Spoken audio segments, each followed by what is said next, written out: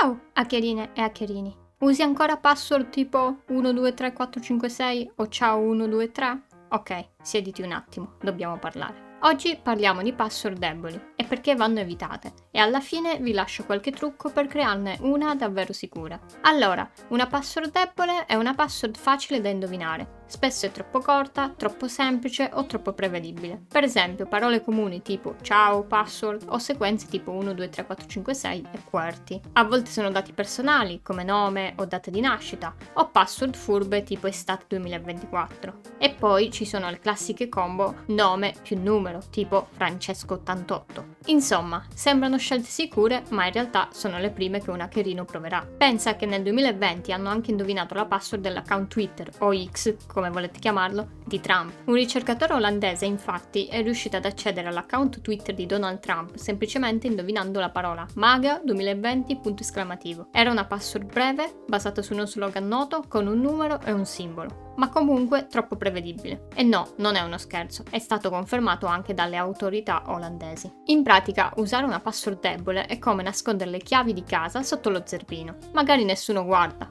ma basta uno che ci provi. E non è solo una questione di semplicità, molte di queste password sono già finite in enormi liste online, prese da siti violati, cioè siti in cui hackerini sono riusciti ad entrare e rubare i dati degli utenti, come le password. Per esempio, nel 2024 un attacco informatico ha colpito l'Ordine degli Avvocati di Roma, esponendo le credenziali di accesso di 30.000 caselle. Queste credenziali sono state poi usate per accedere ad informazioni sensibili, ma anche per creare quelle magiche liste. Ogni anno, infatti, milioni di password finiscono online a causa di grandi violazioni di dati. Questo si chiama data breach. Quelle password vengono raccolte, catalogate e spesso vendute o condivise su forum. Molti utenti neppure sanno che le loro credenziali sono già là fuori. Per esempio, la password 123456 è stata trovata in oltre 130 milioni di data breach. 130 milioni. Se vuoi sapere se una password è già stata compromessa, puoi usare il sito Have I Been Pwned. Ti mostra quante volte quella password è comparsa in violazioni di dati. Attenzione però,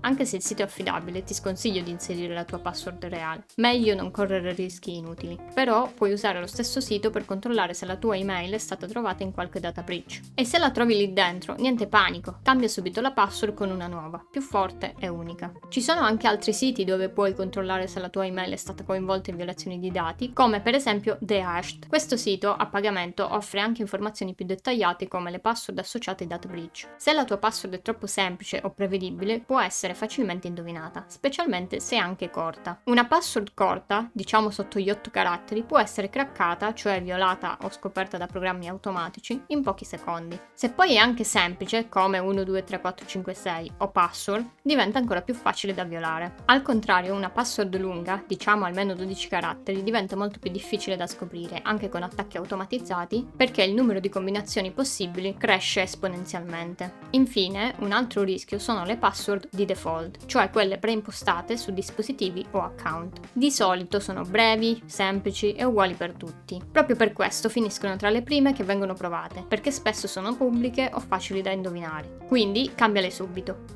Le hai cambiate? Cambiale. Ma come fanno gli hackerini a trovare queste password deboli? Utilizzano alcuni attacchi noti. Il primo tipo di attacco si chiama Dictionary Attack, ovvero attacco dizionario. In pratica, come detto prima, online, sia sul dark web che altrove, circolano enormi liste di password rubate da account violati. Queste liste vengono chiamate dizionari. Così il computer dell'hackerino prova migliaia di parole comuni prese da questi dizionari già tropelati. Quando trova la password giusta, scacco matto, può entrare nel tuo account in un attimo. Un altro tipo di attacco è il brute force, o forza bruta. Qui l'hackerino non usa dizionari, ma prova tutte le combinazioni possibili. Questo significa che, se la tua password è corta, tipo 3 o 4 caratteri, le combinazioni da provare sono poche e la password può essere scoperta rapidamente. Se invece è lunga, come 12 caratteri o più, le combinazioni crescono in modo esponenziale, rendendo l'attacco molto più difficile e lento. In pratica, il computer prova tutte le combinazioni di lettere, numeri e simboli, senza alcuna intelligenza, ma se la password è corta o semplice, funziona benissimo. Un altro attacco invece si chiama credential stuffing, cioè il riutilizzo delle credenziali rubate. Gli hackerini prendono combinazioni di email e password trapelate da violazioni precedenti e le provano su tanti altri siti, uno dopo l'altro. Se usi la stessa password ovunque, basta che un solo sito venga violato e se ne guai su tutti gli altri. E chi pensa di essere furbo cambiando solo un numero alla fine, tipo password 1, password 2, non è al sicuro. Gli hackerini usano algoritmi che generano tutte le varianti più comuni. Insomma, se una password è stata già usata e si trova in una lista trapelata, il rischio è reale. Ed inoltre, le conseguenze di un account violato sono molteplici, a seconda del sito a cui possono accedere. Infatti, possono rubarti soldi, entrare nei tuoi social, fingere di essere te o magari cancellarti tutto. Ma quindi, come si crea una password davvero sicura? Esistono delle linee guida ufficiali come quelle del NIST, un ente americano che si occupa di sicurezza informatica. Ma tranquilli, faccio un riassunto semplice e pratico. Allora, usa una password lunga. Ovviamente la lunghezza è in base al livello di rischio, ma in generale dovrebbe essere almeno 12 caratteri. Più lunga è la password, più difficile e lento diventa per gli hackerini trovarla anche con attacchi automatizzati. Poi mescola lettere maiuscole, minuscole, numeri e simboli. Usa una password diversa per ogni sito. Usa un password manager tipo KeePass, è come un portachiavi digitale, ci salvi tutte le tue password e lui le ricorda per te. In più può anche generare password sicure al posto tuo, così non devi nemmeno pensarci. Attenzione però, per accedere al password manager si deve usare una password principale unica. Se perdi quella, rischi di perdere l'accesso a tutte le altre password salvate, quindi custodiscila bene. Ed inoltre, molto importante, attiva l'autenticazione a 2 fattori, ovvero un secondo codice per accedere. Quindi se ti rubano la password, senza quel codice non possono entrare. Il codice arriva di solito via SMS o tramite un'app di autenticazione come ad esempio Microsoft Authenticator. Cambiare una password ti richiede 2 minuti, ma riprenderti un account rubato può volerci giorni o forse non ci riuscirai mai. Quindi, se stai ancora usando password deboli, è il momento giusto per cambiarle. E ricordati, se è facile da ricordare, spesso è facile da rubare. Se ti è piaciuto il video, lascia un like e iscriviti al canale per altri contenuti sul magico mondo della cybersecurity. Ciao, alla prossima!